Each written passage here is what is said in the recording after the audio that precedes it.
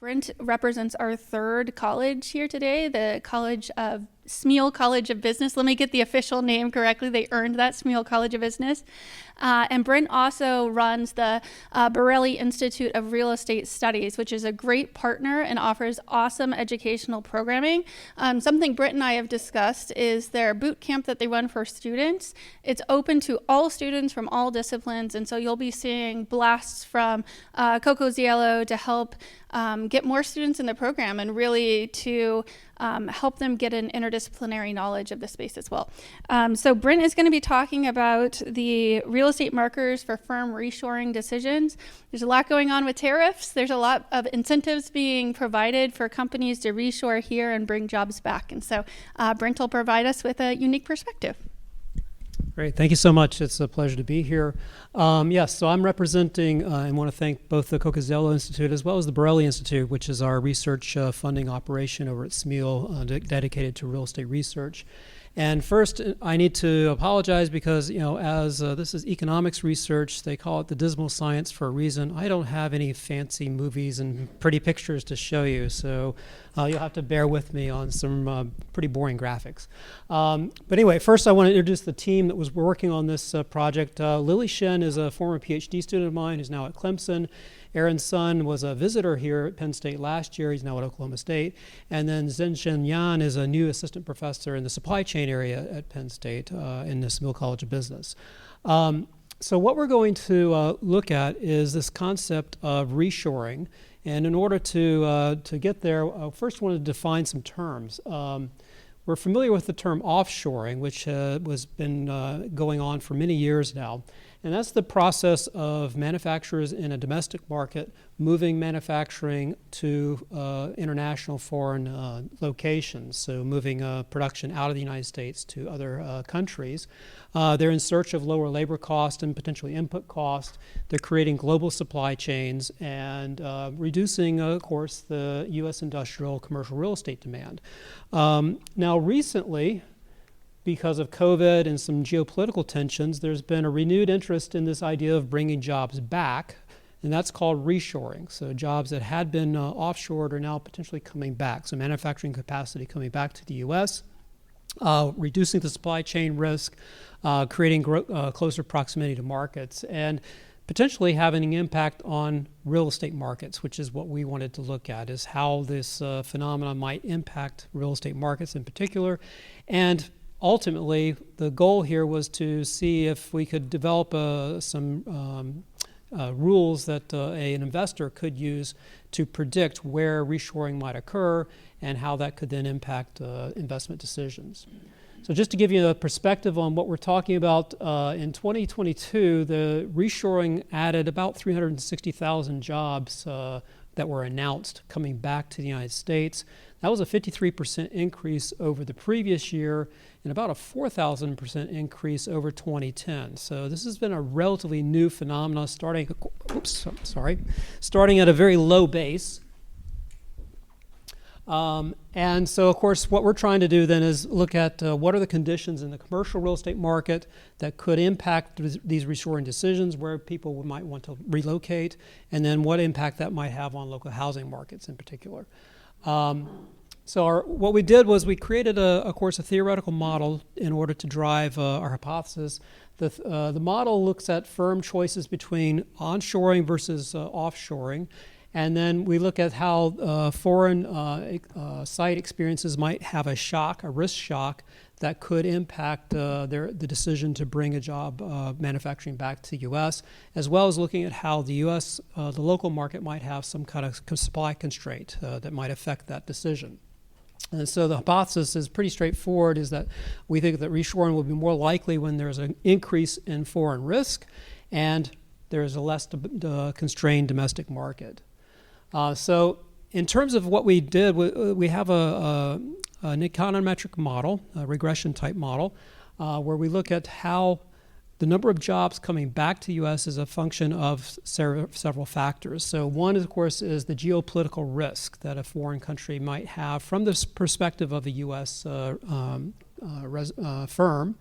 We look at ancestry ties, because this gives us a way around the endogeneity problem of having relocation coming back to the U.S. as a function of the local economy. So we're looking at the trends from a historical perspective of immigration to certain areas of the United States from various countries.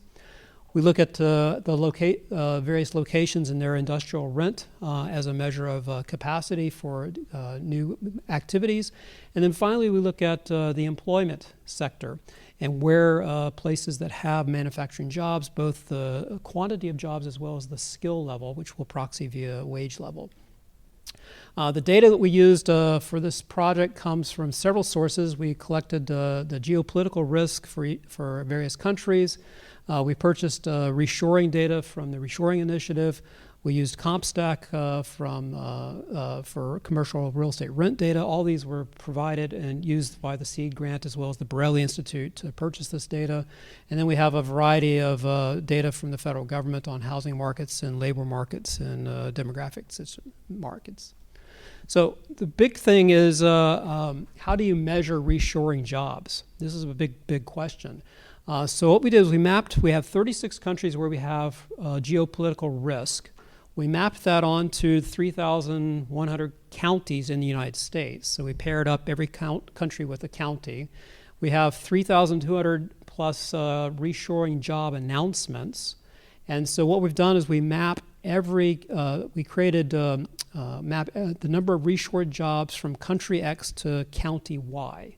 And so what that does is basically created a massive data set of almost 1.5 million observations of country, county, year observations. Now, of course, the vast majority of these observations are zero, right? Because the location of reshoring jobs is not going across the country. So that leads to another question, well, how do you actually measure reshoring jobs? If you just did an average across the United States, the average county is getting half a job across this time period. If you look at the number of jobs that are being announced by every firm, on average is about 198 jobs. And then the average per county per year is about 15 jobs. So depending on how you scale this, it could be very, very small, or it could be kind of moderate, if you will. So we do the regression analysis. The first factor that is important is the geopolitical risks. And so this is a risk score from the perspective of the United States. So does the country have risk affecting our U.S. domestic economy? And the regression coefficients tell us that, okay, if you take a country and you increase its risk score by 100%, so you move, say, from China to South Korea in terms of risk, that will have a very modest effect on the number of jobs coming back to the United States. It only increases at about 1.04%, which is roughly about 2 jobs. So taking 198 jobs per announcement on average to 200 jobs. So a very, very small effect. On the right, I'm plotting the risk score for each of the countries relative to the number of jobs that were being reshored. A couple things to point out. You'll see that the United Kingdom is over there on the right-hand side at one of the most riskies. You may wonder, well, what's going on with that? Remember, this is a risk measure that was calculated over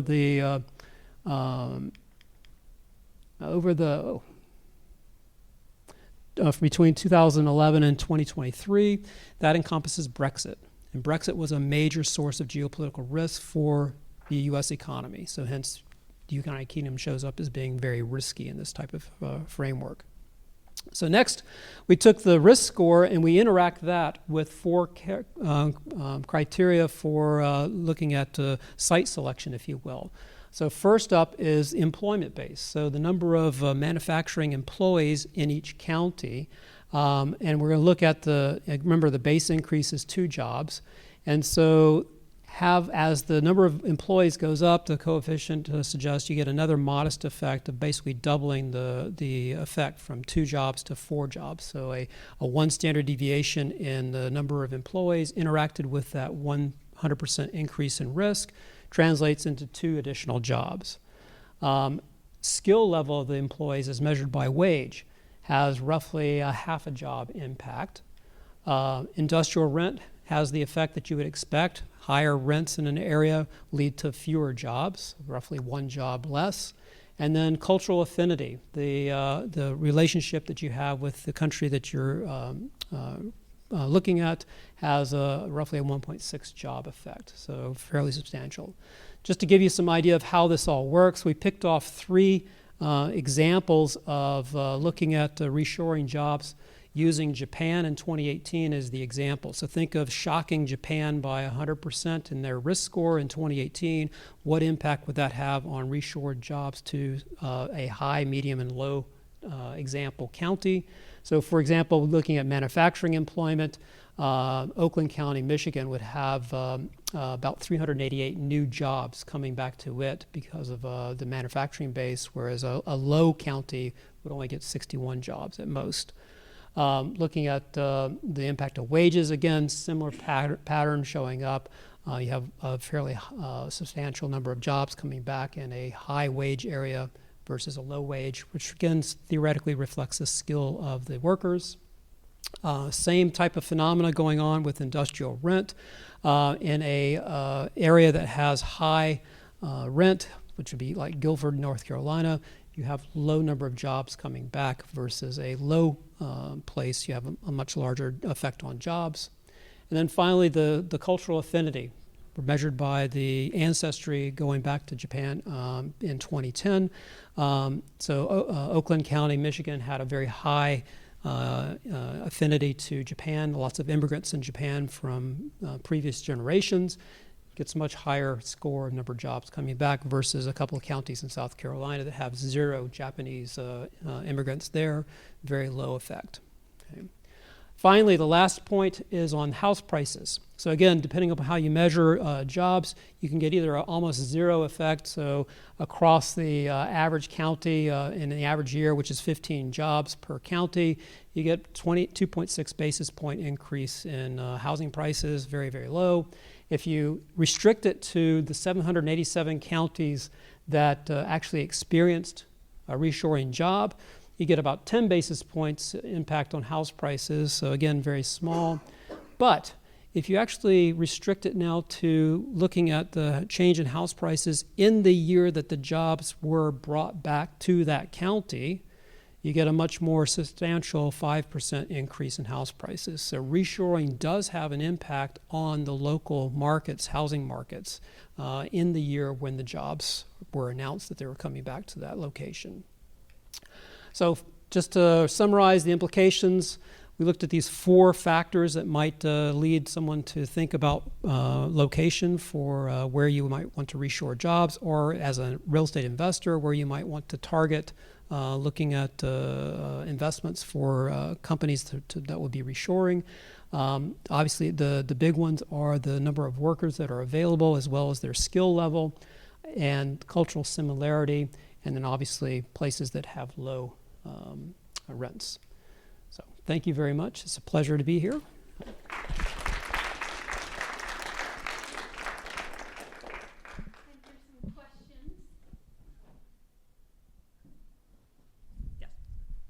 Thank you so much for great work. I'm curious about whether you have investigated or you plan to investigate the effect that reshoring would have on the loads on the utility and how much additional energy utility now has to provide to industrial sector. It's a great question. We haven't looked at that yet. One thing to remember is that these manufacturing capacity coming back to the U.S., we're measuring it in terms of jobs, but you remember now that many of the capacity that actually is coming back is being replaced by employment with technology, right? So the capacity that's being brought back could have been produced in a foreign country with lots of labor, brought back to the U.S. is being produced now with much more technology, which would be utility very heavy usage. So it could be a fairly substantial effect, even though the jobs effect is relatively small. Rob? That was very interesting, and I think a lot of thought went into it. If you do it again, if you redistill this data again, there might be 2 things that would be helpful as we move forward under this administration. One is tax policy, and how does that impact it? For instance, expensing 100% of investment in the year that you make the investment as a reshoring operation. And then also deregulation. You know, you look at California, and we've owned real estate in 25 states. So you look at California, regulation has driven tenants to Arizona.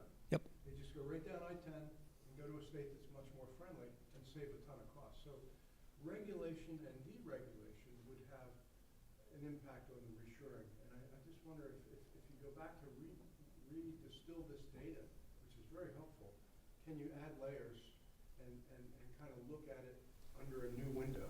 Sure. That would be a nice extension. We could actually, there are measures of regulatory burden by in the U.S., and we can get that and certainly see how that would affect it. Those measures don't change. They're very, very sticky. Yeah, right. Regulations, once they're in place, they tend to not get rolled back too often. Look at some of those cities that you Yep. pointed out in South Carolina or North Carolina, et cetera. Some of those areas have very favorable Yes. co-development policy, and yet they don't have the other ingredients to attract the companies. Exactly. You know, it's an interesting dynamic. Right. Scarlett. Yeah, so one of the things I learned early on from discussions with you and other partners in the College of Business is like one of the biggest costs of business research is the data. Yes. So obviously you gave the good example of Brexit, right, and the impact that has. So I have more of like a fundamental question, which is like, how quickly do these databases update? Obviously there is a lot going on geopolitically right now.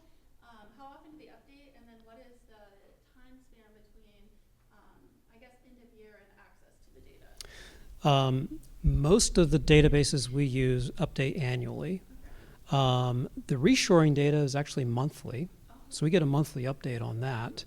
CompStack updates quarterly, but the historical data, you know, it just when I say update, it's only updating the new observations.